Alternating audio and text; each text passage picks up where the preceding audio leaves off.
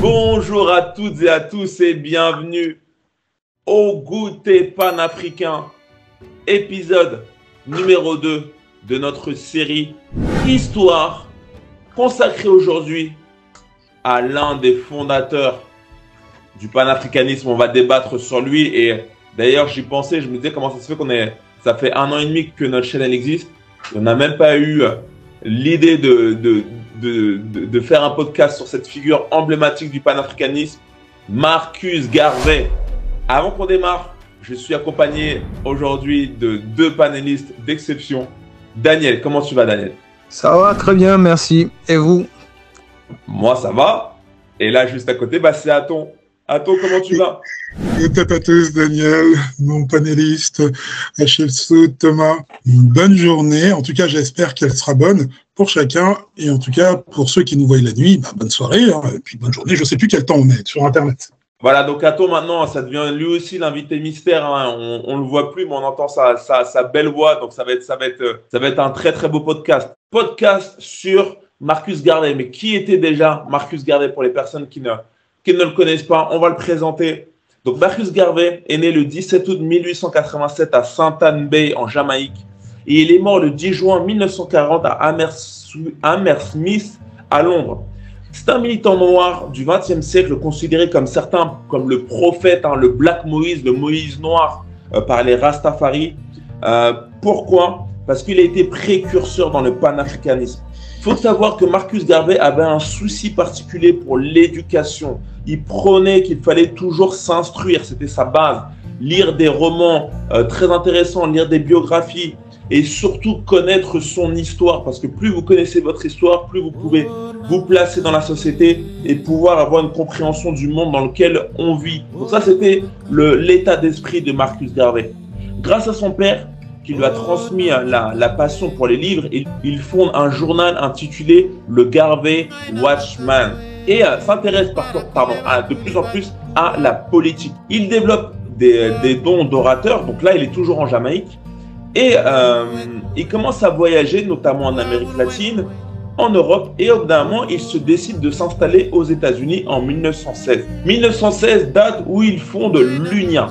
Pourquoi? Donc l'UNIA, juste avant que je vous explique, l'UNIA, c'est l'Association universelle pour l'amélioration de la condition des Noirs. Pourquoi il crée cette association en 1916? C'est simple, on est au paroxysme de la ségrégation raciale aux États-Unis. Donc si vous ne savez pas ce que c'est, on vient de quitter l'esclavage et maintenant on est dans une société où les Noirs et les Blancs ne sont pas ne vivent pas dans un monde d'égalité. Les Noirs sont séparés des Blancs, ils ne peuvent pas aller dans les mêmes lieux, ils ne peuvent pas monter ils doivent monter à l'arrière du bus. Ça, c'est l'exemple un peu que tout le monde connaît. En gros, il y a une ségrégation, il y a une séparation raciale et surtout, les Noirs sont mis un peu au plus bas de terre au niveau de l'échelle sociale. Et donc, lui, Marcus Garvey, en créant cette association, il est un peu précurseur dans le développement personnel de la conscience noire en fait aux États-Unis. Et en créant ce mouvement un peu précurseur dans la matière, il va redonner confiance aux Noirs. Il n'est pas le seul, on va en débattre sur ce podcast. Et il préconise, c'est ça aussi son fondement, il préconise le retour des Afro-Américains en Afrique, le Back to Africa. Il va même créer la Black Star Line, donc une compagnie maritime chargée de soutenir le rapatriement des Noirs afro-américains en Afrique. Malheureusement, en 1922, et ça aussi on va en parler, sa compagnie va faire faillite. Il va même être emprisonné quelques années et il va perdre son influence dans l'UNIA jusqu'à un moment s'exiler en Angleterre et décéder d'une crise cardiaque. Ce que je voulais vous dire, c'est que Marcus Garvey, c'est vraiment l'un des précurseurs du panafricanisme, de l'amélioration surtout de la condition des Noirs partout où ils se trouvent. Il cherchait vraiment à ce que les Noirs soient indépendants. Il est même un peu le panafricanisme, c'est cette volonté de l'union du peuple noir. Il est même à l'origine du drapeau panafricain. Donc si vous ne le connaissez pas, vous avez vu, c'est notre symbole sur notre chaîne. Le rouge qui symbolise le sang des Noirs, de l'unité des Noirs, du peuple noir, des ancêtres africains. Le noir, c'est pour le peuple noir. Et le vert, ça symbolise l'abondance de l'Afrique. L'UNIA a créé aussi, donc c'était vraiment un mouvement qui a fait des manifestations, qui a créé des pétitions contre la colonisation, notamment parce qu'il y avait la colonisation qui se passait en même temps, notamment la colonisation allemande en Afrique. Et on va démarrer tout de suite ce podcast après avoir fait cette brève présentation. Marcus Garvey, je vais poser la première question à Daniel qui est juste là. Marcus Garvey est-il pour vous, Daniel et Aton, le fondateur en titre du panafricanisme? Non, je ne pense pas. Je ne pense pas, mais alors oui ou non? Faut que tu non, on peut pas le dire. C'est pas lui, mais je pense que c'est lui qui a, de façon pratique, le plus exprimé l'idée même du panafricanisme. Parce que bon, si on prend le cas du Bois, bon, ce ne sont que des propagandistes. Mais on parlait d'ailleurs de Web Dubois juste après. Mais qui ne sont restés. Je pense que le panafricanisme de Dubois, il est imprégné de l'esprit américain, c'est-à-dire que le combat des Afro-Américains par rapport à le combat civique. Mais il n'est pas comme Garvey, parce que Garvey est de simple extraction, il est né pauvre. C'est pas quelqu'un, il est né dans une famille très nombreuse.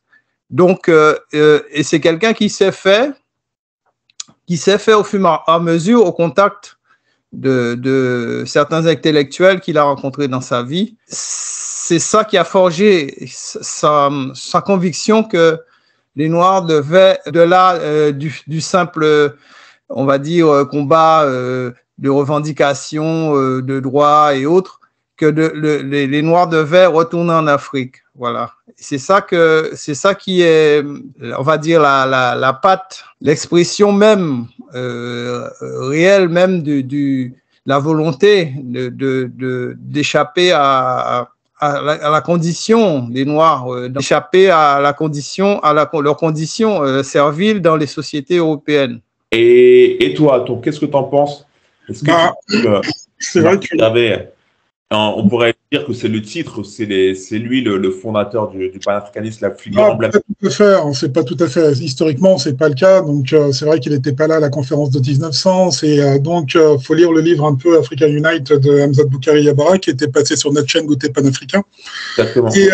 Et donc, c'est vrai que Marcus Garvey, il a donné un grand élan. Donc, je vais juste restituer le contexte parce que c'est vrai qu'on parle de Marcus Garvey, mais on ne voit pas à quelle époque que c'est. Nous, on parle où aux États-Unis, il y avait encore les lois de Jim Crow. C'est des lois qui racialisent vraiment qui ségrégèrent toute la société. C'est-à-dire toute la société aux États-Unis est séparée entre les Noirs et les Blancs.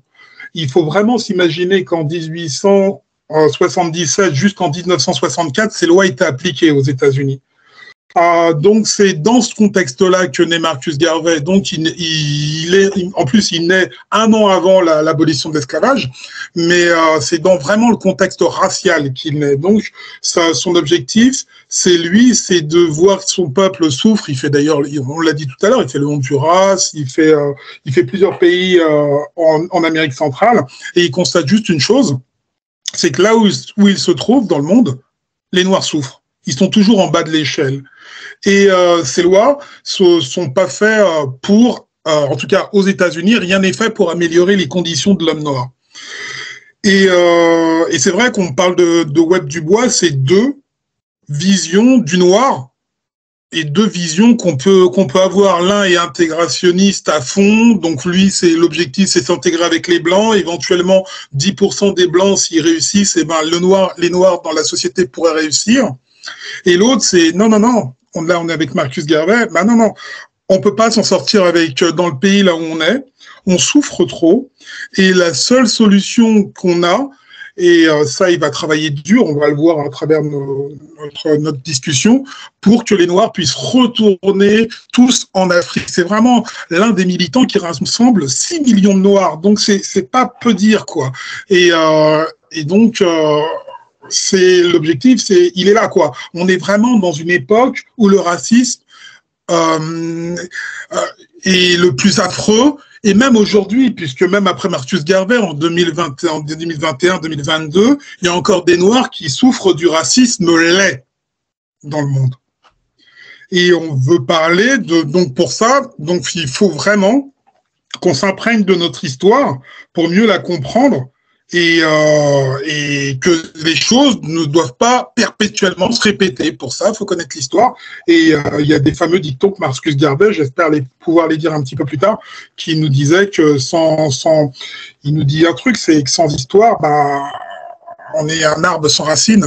Et vraiment, il faut vraiment s'enraciner dans l'histoire pour comprendre vraiment notre présent, même qui nous touche aujourd'hui, parce que ces lois sont indirectement mises encore en application. Je parlais des lois Jim Crow.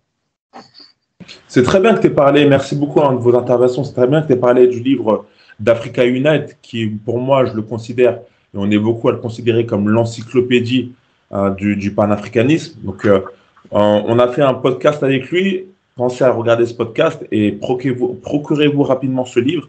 D'ailleurs, dans ce livre, Hamza Boukari avait parlé de pan-négrisme, qui était un courant qui est désigné la solidarité raciale et la valorisation culturelle de l'Afrique et de la race noire.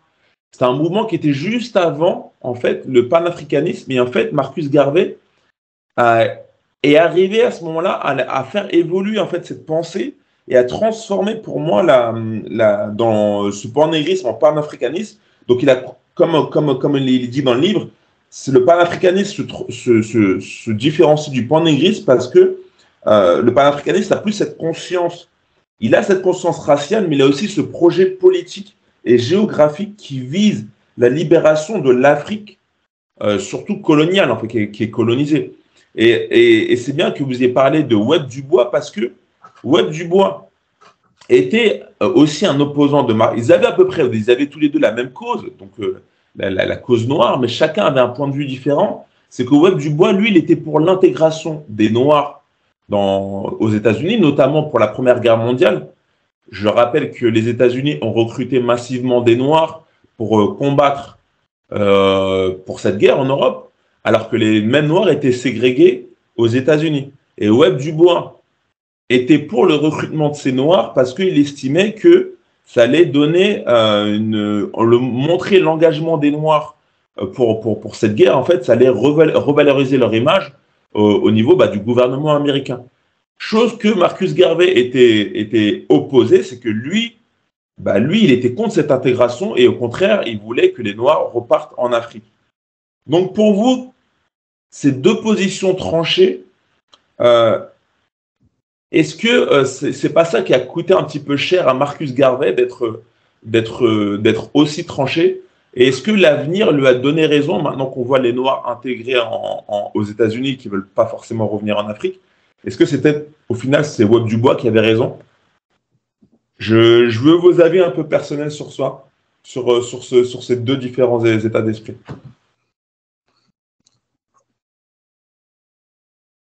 Daniel, et après ensuite Aton, ouais. Peu importe. Daniel, on va mettre Vas-y, Aton, vas-y. Moi, je dirais que la société occidentale, elle a été conçue pour les Occidentaux, par des Occidentaux, et faite pour des Occidentaux. Elle n'a jamais été créée pour des Noirs. Et c'est là où la nuance se fait socialement et intellectuellement et physiquement. Donc, on voit bien que cette société, elle est pas faite pour nous. On essaye de s'intégrer timidement à l'intérieur, mais on voit les revers de médaille qu'on subit dans toutes les sociétés dans lesquelles on essaye de s'insérer. Je vais revenir un petit peu sur Marcus Garvey, qui pour moi qui est adulé par les Africains-Américains et les travailleurs noirs pauvres à l'époque. Hein. Il siège comme par exemple, il est même considéré comme un prophète. Hein. Et dans de nombreux foyers et même dans les églises. J'ai bien dit églises, car à l'époque, le seul livre que les Noirs ont le droit de lire, c'est la Bible. Et c'est ce qui est intégré dans le monde occidentalo-chrétien. Donc, il a adulé en Afrique. Et puis il va voyager et il va rencontrer quelqu'un qui va vraiment lui changer un petit peu sa vision radicale. C'est Ducé Mohamed Ali qui a vécu de 1886 en 1945, en 1913. Et cette rencontre va être décisive parce que pour Garvey, il va apprendre que l'Égypte, c'était des Noirs qui vivaient là. Et intellectuellement, ça change sa vision parce que si tout ce pan-là était noir, on va pas dire des mots comme aujourd'hui, c'est un peu interdit de le dire, mais si toute cette époque-là était noire, écoute, il va essayer d'apprendre et c'est là où il va aussi changer sa vision d'épaule. Et faut pas oublier non plus l'intervention du livre de Booker T. Washington. Donc, qui lui aussi change dans le livre Up From Slave de Booker T. Washington, qui est, je rappelle, Booker T. Washington, c'est un activiste américain qui va aussi bouleverser sa façon de penser. Donc, Marcus Garvey va aussi évoluer dans ce deux mondes-là, et il va renforcer son peuple sur le continent américain.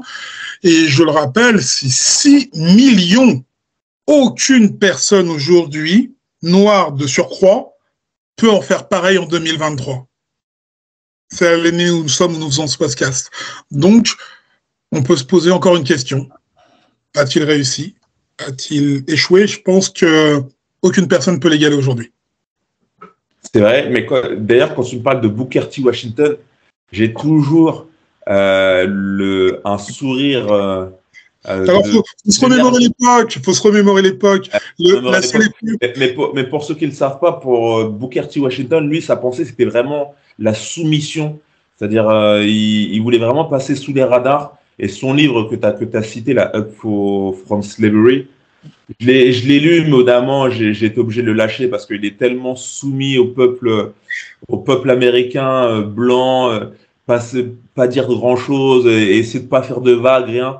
C'est l'époque aussi, il faut comprendre, il faut remettre dans le contexte. Oui, il faut remettre dans le contexte de l'époque, puisque c'est le seul moyen de trouver du travail, c'est l'industrialisation. On se rappelle que si les Noirs sont libres aujourd'hui aux États-Unis, c'est tout simplement parce qu'ils ont inventé les machines qui remplaçaient les humains, quoi. Dans le Sud, ils veulent pas remplacer les humains, ils veulent garder les humains. Non, dans le Nord, ils ont déjà fait une évolution là-dessus. Donc voilà, quoi. Donc, et pour intégrer ce monde du travail, Booker T. Washington paye de sa poche. Je dis bien, aucun Noir aujourd'hui pourrait le faire. Il paye de sa poche pour éduquer dans l'industrialisation. Donc, il crée une usine. Faut vraiment se remettre dans l'époque et se dire que les seules voies de sortie, c'était lesquelles? C'était soit suivre l'esclavage dans le sud des États-Unis, soit s'imposer dans l'industrialisation et suivre un peu Marcus Garvey à l'époque. Donc voilà, c'est vraiment deux univers différents. On est quand même aux États-Unis, mais ce qui se passe en France, c'est la même chose, puisque la France garde ses colonies aussi au final. Même en 2023, il y a toujours des colonies françaises. Daniel? Alors, pour toi, au niveau des deux façons de penser entre Marcus Garvey et Webb Dubois, au final, on va dire, on va pas dire que c'était une bataille, mais qui a été le plus dans la réalité? Soit l'un qui a... Voilà, je te laisse. Oui, non, c'est-à-dire il faut, comme disait José, il faut contextualiser les époques. Donc, à cette époque-là, les Noirs en globalité, je parle des Noirs américains ou Garvey qui vient de la Jamaïque, ce sont des gens qui sont quand même conditionnés par la société dans laquelle ils vivent. Donc, et non seulement ça, mais ils sont combattus en tant que Noirs, personnes noires. Donc, ces gens-là n'ont pas accès à l'éducation. Donc, forcément, ils ne peuvent pas avoir une vision globale de ce qui se passe au niveau mondial. Donc, déjà, la situation qu'il y a en Afrique. Donc, ce sont des gens qui sont comment on dit ça déjà, qui sont lobotomisés. C'est des gens qui, en dehors du fait qu'ils soient américains ou qu'ils travaillent ou il n'y a aucune vision, aucune perspective par rapport à leur situation. Donc, on ne peut pas leur demander de vouloir quitter le giron dans lequel ils sont pour vouloir s'émanciper, puisque Dubois, lui, il veut quoi? Il veut que bon, la condition des Noirs s'améliore. Bon, il veut que la condition des Noirs au niveau mondial, puisqu'il est panafricaniste, s'améliore. Mais comment faire? Quel est le mode d'action? Sur quel levier tu vas appuyer pour que les choses changent? Garvey, lui, il a cette volonté d'agir. Donc, il a aussi peut-être, il ne pèse pas suffisamment les difficultés déjà auxquelles il va faire face, et il ne comprend pas aussi les contradictions qu'il y a même au sein de la société américaine déjà, même au sein de la société de laquelle d'où il vient, c'est-à-dire la Jamaïque, qui est aussi une colonie britannique. Donc, on peut lui reconnaître le bénéfice que, bon, il a eu la volonté de faire bouger les choses, mais il va se rendre compte déjà que très tôt, il va avoir l'hostilité déjà des Américains, des Afro-Africains américains, pardon, parce que c'est important. Déjà, donc, de la NAACP, parce que c'est toujours ça, toujours ça au sein du milieu afro, c'est-à-dire que il y en a un qui va faire de l'ombre à l'autre, donc si l'autre fait de l'ombre, on le combat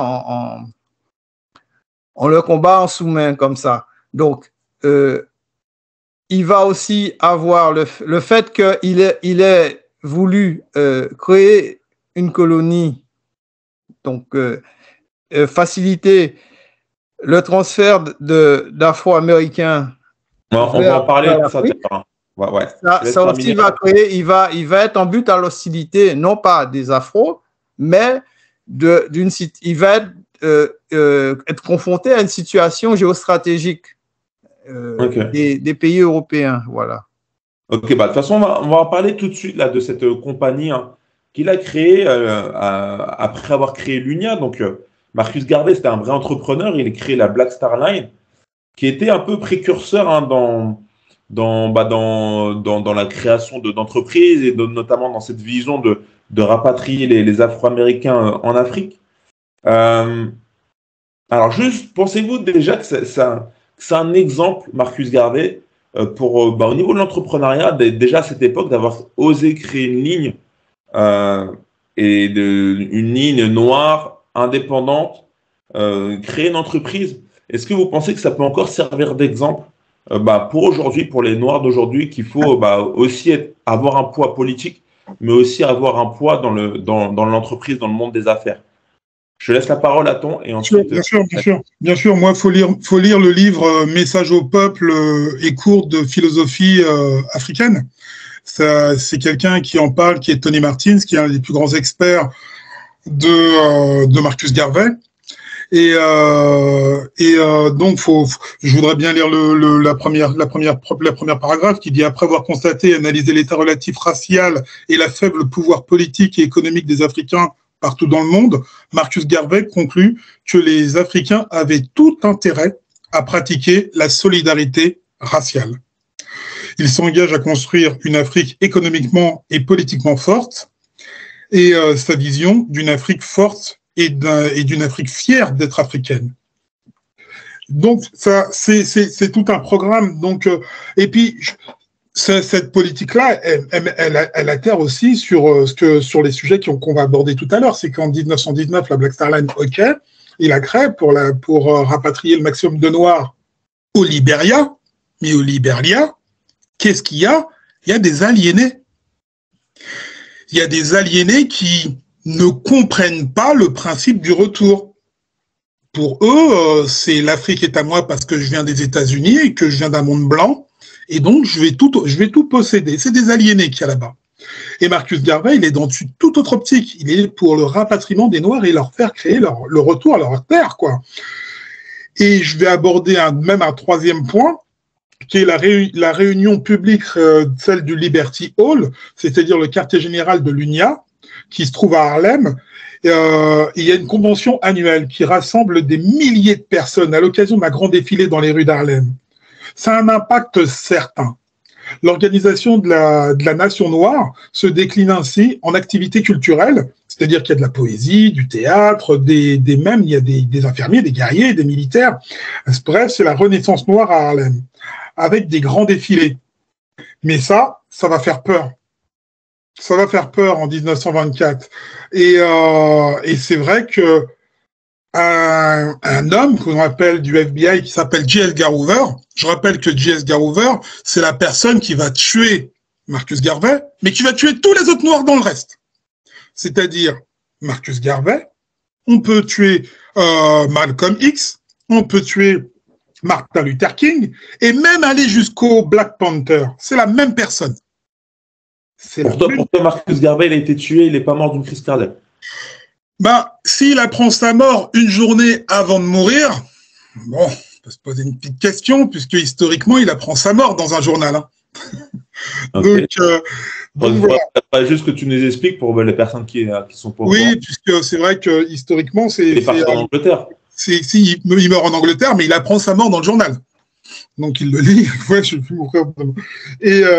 Et donc c'est quelque chose d'exceptionnel ce qui se passe. Je veux revenir sur Monsieur J. Edgar Hoover parce qu'il va être l'un des piliers qui va tuer toute la Renaissance africaine dans son pays, c'est-à-dire aux États-Unis. C'est une personne très perverse. On parle d'une personne qui a des relations qui aime le maïs, comme on aime le dire, pour pas dire d'autres mots, qui fait des choses avec des hommes beaucoup. Si vous voyez ce que je veux dire, c'est une personne vraiment perverse, ce monsieur, et qui a une seule obsession, tuer les Noirs. C'est son objectif premier. Et Marcus Garvey va tomber dans le piège, bien sûr, du FBI, et va être l'une des premières victimes de cette... non, pas gardons sous le coude, parce que je vais revenir sur ça, sur le FBI. Daniel, je te laisse rebondir sur l'entrepreneuriat et notamment la partie business. Est-ce que tu penses que c'est aussi, il y a l'éducation comme prônait Marcus Garvey, mais aussi lui il est passé à l'action avec cette compagnie. Est-ce que tu penses que c'est nécessaire pour la communauté noire actuelle d'être à la fois éduqué mais aussi dans l'action, notamment dans l'entrepreneuriat? Garvey il n'a pas que créé la Black Star Line. Hein. Il a investi dans l'immobilier. Et donc, il a diversifié ses investissements pour justement générer des bénéfices qui vont lui permettre de créer la Black Star Line. Et non seulement créer la Black Star Line, mais avoir suffisamment de moyens pour que les Africains-Américains ou de la Caraïbe, donc tous ceux qui vont le suivre dans ce mouvement-là, au Libéria, puissent s'installer et avoir les infrastructures nécessaires pour s'installer et finalement pérenniser leur immigration. Donc forcément, c'est même pas une question qui se pose. C'est pas la solidarité. C'est bien beau la solidarité, mais on peut pas vouloir déplacer des milliers et des milliers de gens si on n'a pas pris en amont des dispositions pour que ces gens-là, une fois sur place, puissent se sentir à l'aise et puissent croire au projet dans lequel on les a entraînés. Mais si justement, Daniel, il avait anticipé tout ça. Des ingénieurs, les plus grands scientifiques de l'époque sont au Libéria. Il les envoie. Oui, bien sûr. Les plus grands chercheurs. Il les envoie au Libéria. Donc, il ne fait pas les choses au hasard. Donc, les choses sont vraiment pensées. Pour ça, il faut les moyens. Donc, il a des moyens. Les moyens sont là. C'est bon, là, que la réponse est dans la question. Forcément, si tu veux... il y a les moyens financiers de le faire. Si tu veux réussir ton entreprise, bon, bien sûr, il faut générer suffisamment de moyens pour qu'elle puisse avoir des chances de réussir. C'est tout à fait normal. On parle de 6 millions de Noirs qui cotisent plus de 2 € par mois. 2 euros, $2, excusez-moi, puisqu'on est aux États-Unis. $2, c'est une fortune à l'époque pour les Noirs. Donc, on peut imaginer la fortune de Garvey. Dès qu'il est emprisonné, c'est $150 000 et il les verse comme ça. Il est emprisonné pour 2 ans, il est emprisonné pour 5 ans, il en fera que 2. Mais on voit bien que sa fortune est colossale. Donc, il a les moyens du retour. Par contre, il est empêché sur le retour. Et tu as raison sur un point où je te rejoins, c'est que les Occidentaux, en 1885, se sont déjà partagé l'Afrique. Bah, c'est... Ouais. Le seul territoire qui reste libre, c'est le Libéria et l'Éthiopie. Faut pas l'oublier à l'époque. Et le Libéria, c'est un aliéné qui est là-bas. C'est une personne qui ne pense pas à la communauté. C'est-à-dire un aliéné, est-ce que tu peux donner les précisions? Quand tu dis un aliéné, tu parles de qui en fait? C'est le président de l'époque du Libéria. C'est comment il s'appelle? Il faut que je recherche un petit peu, mais ce président-là, le président King, je crois, il a pas la notion du peuple. Il n'a pas la notion du peuple noir du retour. Pour lui, c'est tout pour moi. C'est la gabegie qu'on voit aujourd'hui avec nos certains dictateurs en Afrique. On est sur une terre où il y en a beaucoup. Et c'est tout pour moi. Je prends tout. Et les autochtones qui vivent là-bas, je les écrase. Je les tue même, je leur prends le territoire, il y en a à faire, parce qu'ils ne sont pas de la même culture que la mienne. C'est-à-dire que moi, je sors de l'esclavage, j'ai été christianisé, je balaye tout ça et je fais mon petit monde à moi. Donc, au lieu de penser au groupe, l'objectif de Garvey, si on peut bien voir sa vision, c'est le groupe, c'est le peuple. Je rappelle le titre de ce livre, hein, c'est Message au peuple. Et le cours de la philosophie africaine. Donc, c'est le peuple noir qui doit gagner, non pas une élite ou une oligarchie. Donc, c'est chaud. Ouais, on va revenir sur cette Black Star Line, et notamment quand tu as parlé du FBI, parce que la Black Star Line fait faillite, et c'est ça un peu qui entraîne Marcus Garvey dans sa chute, sauf qu'il s'avère que cette Black Star Line, en fait, elle était surveillée par le FBI, forcément. Ils surveillaient le FBI, tous les faits et gestes de Marcus Garvey, et peut-être ils ont peut-être mis leur grain de sel pour faire en sorte que cette entreprise fasse faillite. Est-ce que vous pensez à la théorie du complot, ou est-ce que vous pensez que c'est tout simplement une mauvaise gestion de la part de Marcus Garvey? Daniel, et ensuite Aton? Non, il est dit que c'était l'un des bras droits parce que je pense que Garvey ne s'occupait pas trop de la gestion économique de son empire. Il est dit que c'est un de ses bras droits qui aurait acheté des bateaux défectueux, qui étaient en mauvais état, et que l'état de ces bateaux nécessitait souvent qu'on les répare. Donc, c'est ça qui a entraîné la mauvaise gestion, quoi. Apparemment, c'est ce que j'ai lu. Ok. Et le fait qu'il y ait un complot, bien entendu, du FBI, puisque bon, c'était là. On a parlé précédemment de tout ça et autres. On a vu que toutes les entreprises des Afro-Américains, Africains-Américains ou autres ont toujours été combattus. Donc, ce n'est pas une surprise pour moi, quoi. À ton avis, toi d'ailleurs qui as parlé de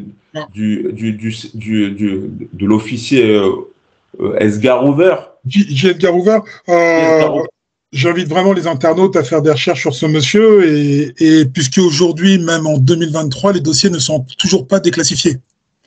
Donc, on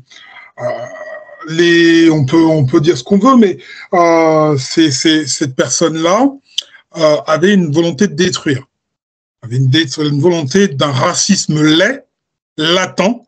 Cette chose ne doit plus exister en 2023 ou dans les années prochaines, et pour ce faire, on doit se faire respecter. Pas se faire aimer, mais se faire respecter. Il faut que les Noirs apprennent ça, et le respect, je pense que Marcus Garvey l'avait dans son habit de tous les jours, être propre, être bien tenu, être élégant, enfin bref, ces entreprises fonctionnaient, Et aujourd'hui, je suis pour en revenir au complot de ce monsieur. C'est un complot vraiment monté de toutes pièces. Et voilà quoi. Donc on voit ce qui se passe en dehors de Marcus Garvey dans d'autres entités qui ont voulu s'émanciper du monde occidental, tel qu'Haïti. Aujourd'hui, regardez l'état d'Haïti, ça a essayé de s'émanciper, ben c'est toujours pareil. On l'a vu en Éthiopie avec des pays comme ça qui ont voulu s'émanciper à un moment. Ben, heureusement qu'il y a des gens forts là-bas dans ce pays. Et je ne suis pas pour l'Éthiopie parce que je considère que c'est pas vraiment un pays pour l'Afrique. Mais après, ça demande débat encore. Ah ouais, Et on voit bien comment ces pays occidentaux peuvent détruire certaines d'autres contrées d'Afrique, quoi, celles qui veulent s'émanciper. On veut parler de Shaka Zulu, par exemple, tel qu'il a été mis, en tout cas le peuple Zulu, qui actuellement sont que des danseurs de folklore et n'en sont plus des guerriers comme on t'entend. Donc, il faut vraiment prendre le lion dans le. On prend pas assez conscience du monde dans lequel on est et des loups avec qui on combat. Il faudra aussi rappeler que Garvey a été emprisonné au motif qu'il aurait fraudé le fisc pour une somme dérisoire. Donc, $5. Et voilà sur quoi repose un peu le début de la chute de Garvey. Voilà. Ouais, mais ils sont pointilleux là-bas quand même. Ils étaient assez pointilleux. Alors, on va bientôt terminer ce débat avec la dernière. J'ai envie de dire les deux dernières questions, je les englobe en une. Très rapide pour finir ce podcast. Et on invite bien sûr tous les internautes, tous les abonnés à se fournir les livres de Marcus Garvey, qui est l'un des précurseurs dans le panafricanisme, on peut le dire. L'éducation et l'histoire restaient importants pour Marcus Garvey. Donc déjà, je voulais savoir qu'est-ce que vous en pensez. Est-ce que est-ce que vous partagez sa vision? Mais surtout, j'ai envie de dire, pour la fin de Marcus Garvey, malheureusement, il meurt en Angleterre sans avoir pu revenir en Afrique. Qu'est-ce que vous en pensez aussi? J'ai l'impression que pour les Noirs, surtout de la diaspora, ça doit être un peu le pèlerinage d'avoir au moins mis un pied, avoir vu au moins l'Afrique au moins une fois dans sa vie. Et Marcus Garvey, il était le grand défenseur de ce Back to Africa et finalement, il ne le fait pas. Qu'est-ce que vous en pensez de sa fin? Et voilà, ça sera les derniers mots pour vous, pour la fin aussi. Daniel et ensuite Aton.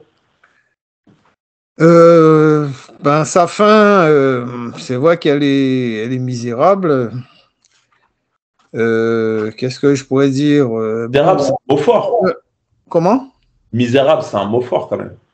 Oui, mais il est mort dans la misère en Angleterre après. Donc c'est quand même. Est-ce que on va parler de malédiction comme on a toujours l'habitude de le dire? Il a essayé et puis finalement ça s'est retourné contre lui. Que toute entreprise entamée par un noir est vouée à l'échec. Voilà, on a tout. C'est ce à quoi cela peut faire penser, quoi. Mais ce qui compte, c'est le fait qu'il ait pu quand même créer impulser une dynamique dans la communauté noire, et que bon, même si ça n'a pas réussi, on peut penser que ça a même quand même semé quand même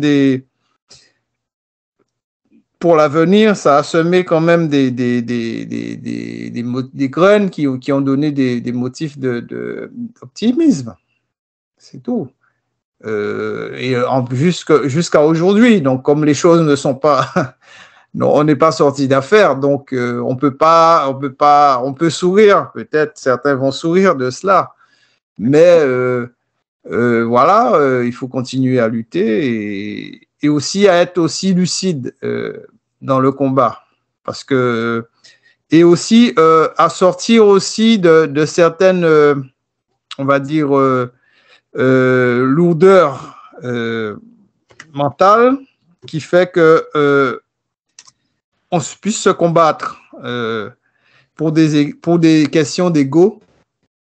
Donc, entre Webb Dubois, parce que Webb Dubois a beaucoup œuvré. Le fait que Garvey n'ait pas pu s'installer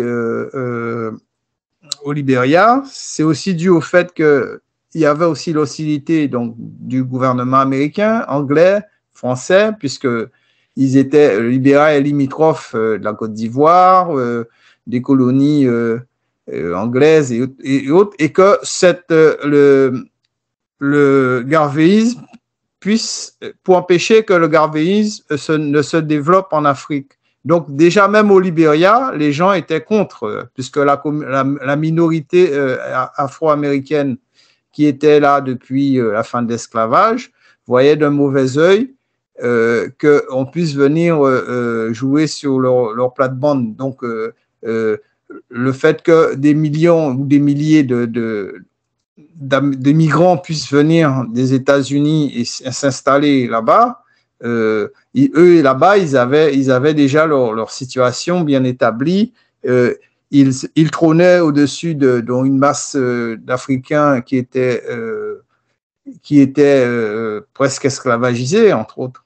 C'est ce qu'on ne dit pas. C'est ce que Webb Dubois a oublié de mentionner. Donc, il y a toute cette hostilité auquel il a fait face. Donc, un seul homme ne peut pas faire face à tout ça. Donc, je pense que si les Afro-Américains avaient eu la volonté réelle de migrer vers l'Afrique, je pense que on n'aurait pas pu arrêter ce mouvement-là qui aurait été trop puissant. Mais comme ce sont des gens qui sont conditionnés à un certain mode de vie, de par leur proximité avec les anglo-saxons, donc ils n'ont pas pu peut-être eu les ressorts psychologiques et mentaux pour dépasser ce cadre-là, et donc cela explique que voilà, l'aventure a été vouée à l'échec. Voilà. Alors, Aton, je vais te laisser le dernier mot. Moi, je serais pas si pessimiste que ça. Je pense que Garvey a fait sa part. Où est la nôtre? Chaque personne qui est là a sa part à jouer. Chaque Noir ici a sa part à jouer. Il faut soit partager la connaissance, soit faire une chose, mais en tout cas, jamais quitter cette terre sans avoir fait quelque chose de positif pour son peuple. Moi, je pense à la succession de Garvey. Je suis pas si négatif que ça. Je pense qu'il a fait sa part. D'ailleurs, son nom est resté dans l'histoire.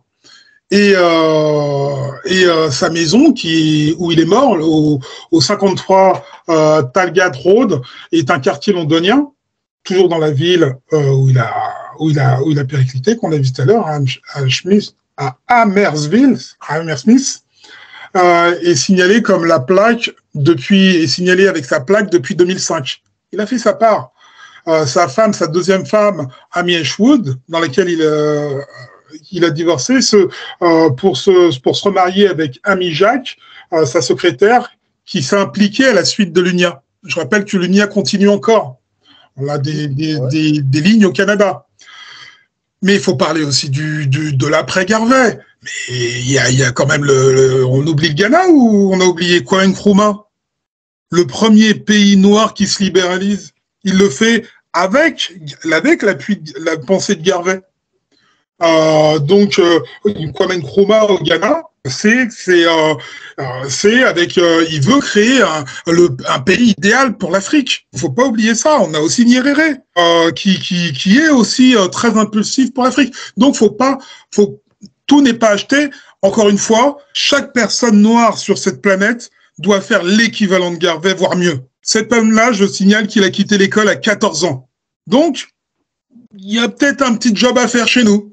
Peut-être une chose à penser, une autre manière de penser la communauté et de se sentir enfin communautaire. Donc voilà, c'était mon mot de la fin, en tout cas sur le moment. Il faut que chacun mette sa part pour continuer l'œuvre de Garvey, ne serait-ce de la connaître, et ensuite de pousser en 2023 pour éviter ce racisme laid qu'on subit encore aujourd'hui. Ok, c'était un mot vraiment très marqué de Aton.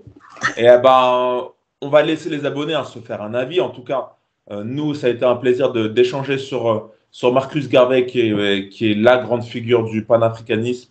Et on serait heureux de voir vos commentaires, que vous partagez un maximum ce podcast. C'est le deuxième de notre série Histoire. On va en parler d'autres personnages. A-t-on à parler de Kwame Nkrumah? Forcément, on va en parler. Aussi de Web Dubois. Ah, Web Dubois qu'on a évoqué également dans ce podcast. Il y a encore beaucoup de choses. C'est ça. On va vous abreuver d'histoires. Ça va être notre but, d'histoire sur le panafricanisme. En tout cas, merci à vous. Laissez des commentaires. Pensez à laisser un like, c'est important pour les vidéos, pour le référencement. Pensez à vous abonner, commenter, partager. Et on se retrouve très très bientôt pour un prochain podcast. À la prochaine, portez-vous bien. Ok, salut. Salut. Au top à tous.